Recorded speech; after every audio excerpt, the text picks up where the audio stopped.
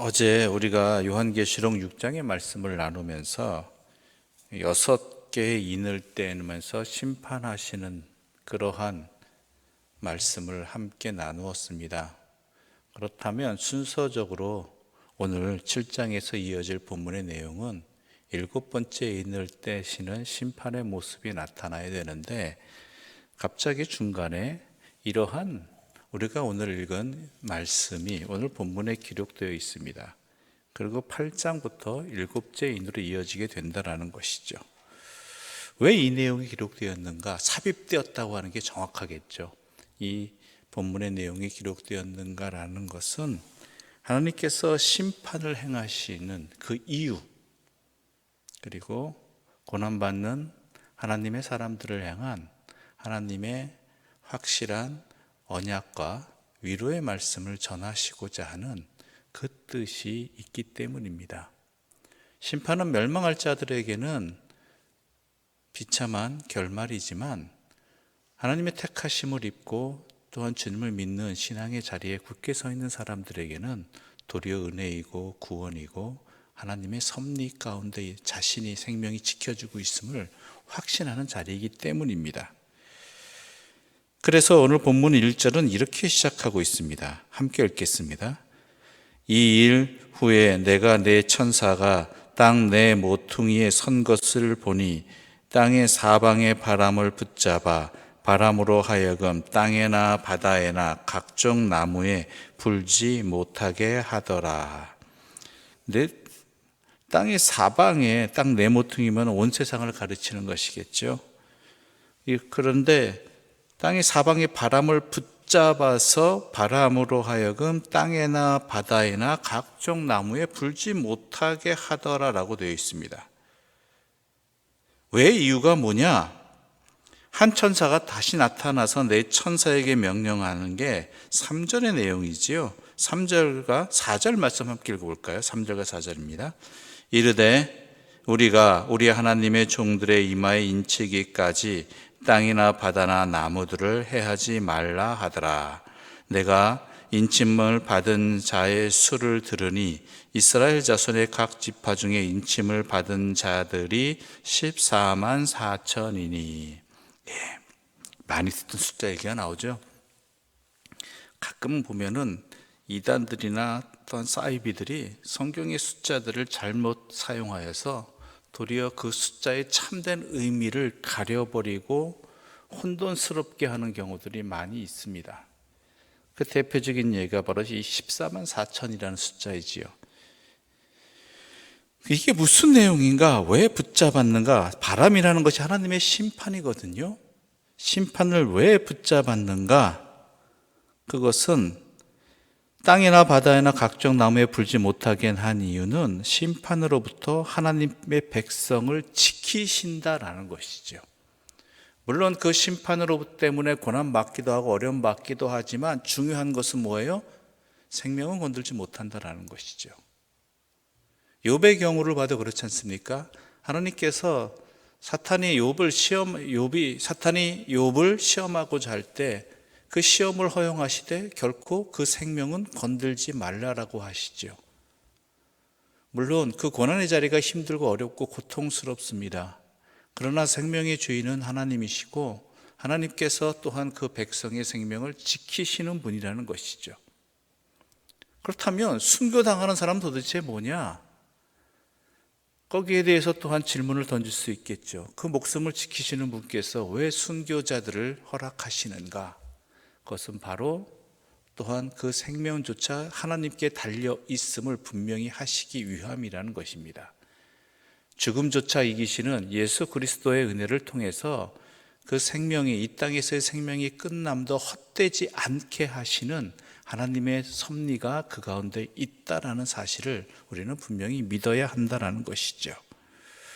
그러면서 오늘 본문이 말하는 것은 하나님의 종들의 이마에 인치기까지 심판을 유예하라는 명령이 있다는 것이고, 동시에 하나님의 백성을 하나님께서는 보호하신다라는 것입니다. 인침을 받는다는 것은 하나님의 백성이 된다는 그런 의미이죠. 도장을 찍는다는 의미가 있겠죠. 근데 14만 4천은 여러분이 잘 아시는 대로 숫자 14만 4천을 말하는 것은 아니지요.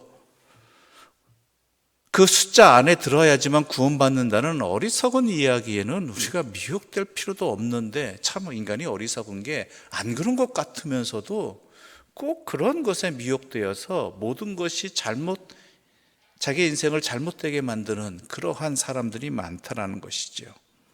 여러분 잘 아시겠지만 분명하게 아셔야 될 것은 이 14만 4천은 12 곱하기 12, 거기에 1000을 곱하면 나오는 숫자입니다. 이 12라는 게 뭐냐? 12가 왜 두 번이냐? 구약의 12지파와 또한 신약의 12사도가 결합된 상징적인 의미입니다. 즉 하나님의 백성 전체를 말하는 거예요. 구약과 신약을 이루어지는 모든 하나님의 백성, 그 대표의 숫자를 말하는 것이죠. 그럼 1000은 뭐냐? 1000이라는 것은 완전수를 말하는 것입니다. 우리가 어린아이들 얘기할 때 많다라는 모든 가장 큰 수를 표현할 때 100이라든지 1000이라든지 아니면 더 어린아이들 같은 경우는 10이 최고이기도 하지요. 그런 의미를 함께 담고 있는 것이죠. 그래서 하나님께서 택하신 백성, 하나님이 인치신 백성은 어느 시대나, 구약의 시대나 신약의 시대나 상관없이 어느 시대나 하나님께서 완전하게 인치시고 계시다, 지키고 보호하신다라고 말씀하고 있는 그 상징의 의미가 이 14만 4천에 나온 것이죠.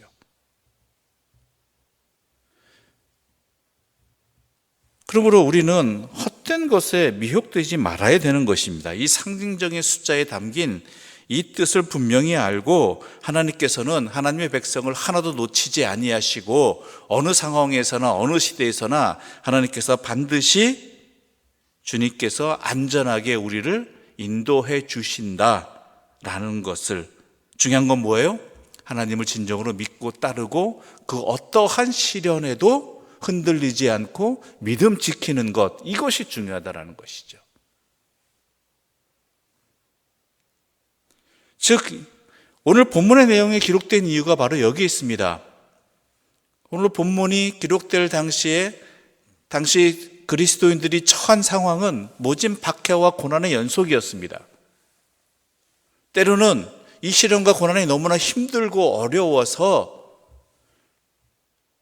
신앙의 자리가 흔들려 버리는, 의심하게 되는,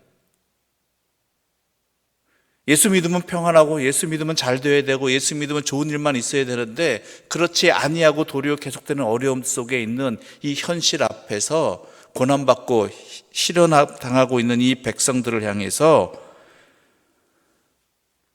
그런 순간에도 하나님께서는 우리를 지키시고 또한 그런 시련을 우리에게 허락해 주신 이유는 앞서 말씀드린 대로 뭐예요? 우리를 돌이켜 회개하기 위한, 악인도 돌이키기를 원하시는 하나님의 그 때가 이르길까지, 그 사랑이 충만하게 채워질 때까지 하나님께서는 이 시련을 가운데 우리를 놔두신다. 그러나 우리를 반드시 남김없이 어느 시대 어느 상황에서건 주를 믿는 자들은 다 지키시고 보호하시고 함께 하신다라는 이 위로와 확신의 말씀을 그들에게 주기 위해서였다는 것이죠. 그래서 이 본문의 7장의 내용이 다시 한번 마지막 7번째 심판의 내용이 나오기 전에 분명히 기록되고 있는 것이지요. 그런데 중요한 것은 뭐냐? 이 사람들이 공통점이 하나가 있습니다. 그게 뭐냐면 13절과 14절의 말씀 함께 읽어볼까요? 13절과 14절입니다. 함께 읽겠습니다. 장로 중 하나가 응답하여 나에게 이르되 이 흰옷 입은 자들이 누구며 또 어디서 왔느냐? 내가 말하기를 내 주여 당신이 아시나이다 하니 그가 나에게 이르되 이는 큰 환난에서 나오는 자들인데 어린 양의 피에 그 옷을 씻어 희게 하였느니라. 아멘. 흰옷 입은 자들이 이 고난을 통해서 나오는 자들, 즉 주님 앞에 돌이킨 자들인데 뭐예요? 어린 양의 피에 그 옷을 씻어 희게 하였느니라. 즉 예수님의 보혈로 인해서 회개함과 죄사함을 받았다라는 것이죠.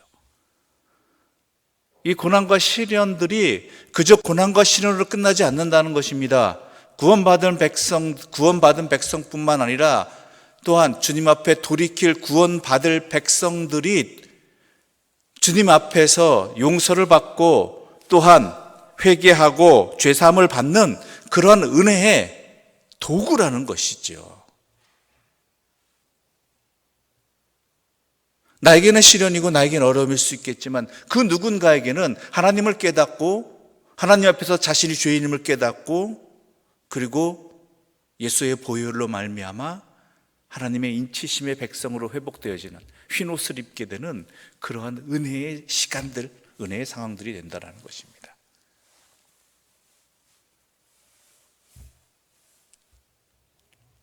바로 그것을 우리가 분명히 알자라는 것이죠. 거기에 우리가 또한 힘을 얻어야 된다라는 것입니다.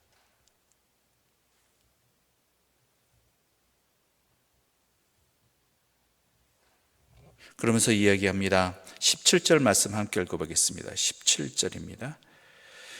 이는 보좌 가운데 계신 어린 양이 그들의 목자가 되사 생명수 샘으로 인도하시고 하나님께서 그들의 눈에서 모든 눈물을 씻어 주실 것임이라. 아멘. 여러분, 우리도 눈물 흘립니다. 우리도 힘듭니다.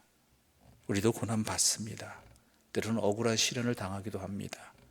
그러나 우리가 믿음 지키며 하나님의 인침을 받은 자로서의 그 신앙을 지켜나가면 하나님께서 우리를 생명새로 인도해 주시고 광야 같은 인생길이라 할지라도 고난의 현장 가운데 있다 할지라도 결국 주님은 구름기둥과 불기둥으로 그 백성을 인도하셨듯이 가나안 땅으로 인도하셨듯이 우리를 인도하실 것이고 그뿐 아니라 하나님께서 그들의 눈에서 우리의 눈에서 모든 눈물을 씻어 주실 것입니다.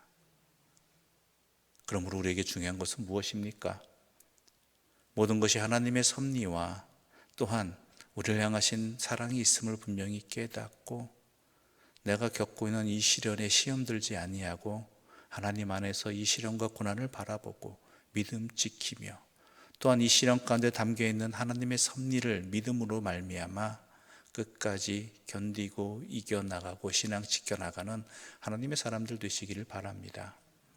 무엇보다 중요한 것은 그 백성을 단 한 사람도 남김없이 우리 하나님은 반드시 보호하시고 또한 인도하여 주시고 또한 주님의 앞으로 이끌어 주신다라는 것입니다.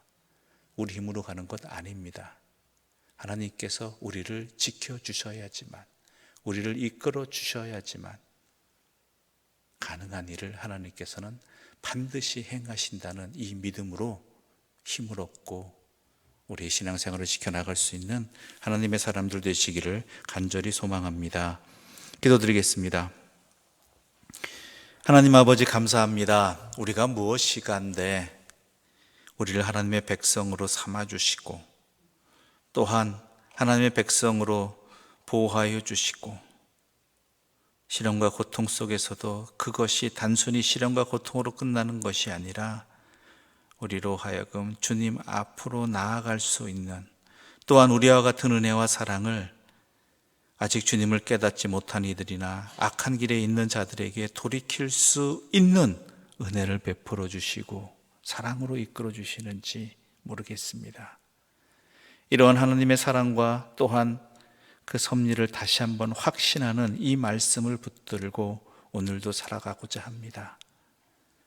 한 사람도 놓치지 아니하시고 지켜주시고 보호해 주시는 주의 백성으로 또한 그 눈물을 씻어주시고 그리고 생명수로 인도해 주시는 그 하나님의 섭리를 믿고 우리가 나아가게 해주시고 믿음 지키게 해주시고 또한 굳게 서게 하여 주시옵소서. 이 모든 말씀 예수님의 이름으로 기도드립니다. 아멘. 하늘에 계신 우리 아버지, 아버지의 이름을 거룩하게 하시며 아버지의 나라가 오게 하시며 아버지의 뜻이 하늘에서와 같이 땅에서도 이루어지게 하소서. 오늘 우리에게 일용할 양식을 주시고 우리가 우리에게 잘못한 사람을 용서하여 준 것 같이 우리 죄를 용서하여 주시고 우리를 시험에 빠지지 않게 하시고 악에서 구하소서. 나라와 권능과 영광이 영원히 아버지의 것입니다. 아멘.